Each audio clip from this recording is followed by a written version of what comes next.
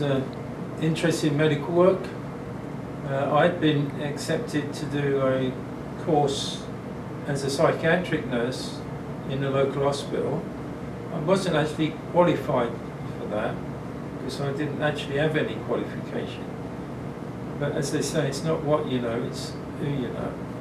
And I convinced them I had the intelligence to do that. But the problem was, I would then have very little money coming in. So you know, it's like nursing, you know. Anyway, at that time I was in the Reserve Forces, the Royal Army Medical Corps Reserve Forces, and I thought, well, I'd join the regular forces. My officer told me, join the Royal Army Medical Corps full-time. I can pull strings, and you'll be a corporal with no time at all. But my regimental sergeant major, equivalent to an E9, he said to me, the officer's right, you're a very intelligent man, far too intelligent to join the army. You should join the Navy, especially in the medical world, because you get better training and you can end up on your own with your own little sick bay on board ship. So I thought, oh, I'll do that. And I joined HMS Pembroke in Chatham in Kent, southeast of England, which, funny enough, many years later, I helped to shut down. I was the last medic out there.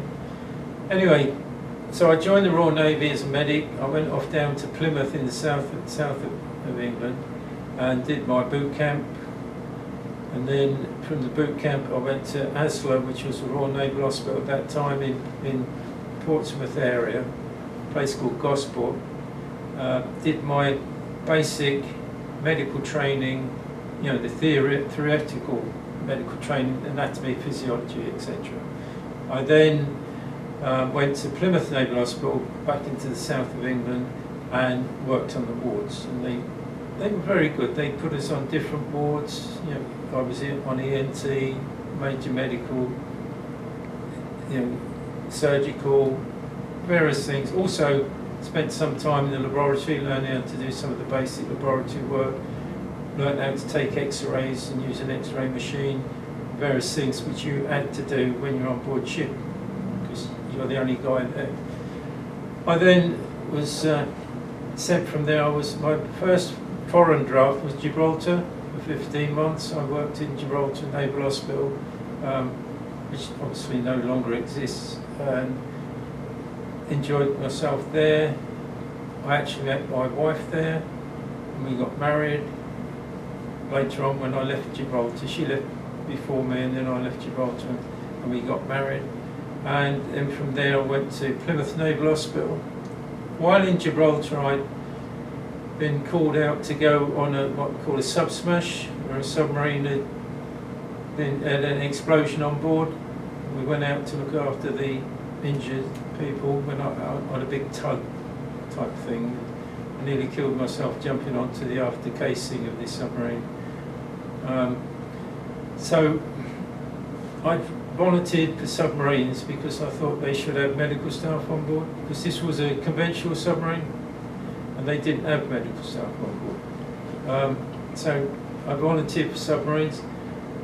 I then got chosen to do a course which would make me a qualified nurse. It was something the Navy was trying out.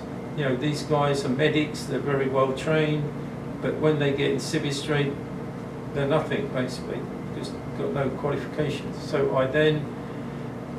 they chose me for this course, so they sent me on this course. It was a 6 months intensive course doing various things, elderly care, things we didn't normally do, elderly care, other various specialisations we didn't normally bother about. And then we had to take the exam, took the exam, qualified as a fully trained nurse, and then my draft chit came through to join the submarine service.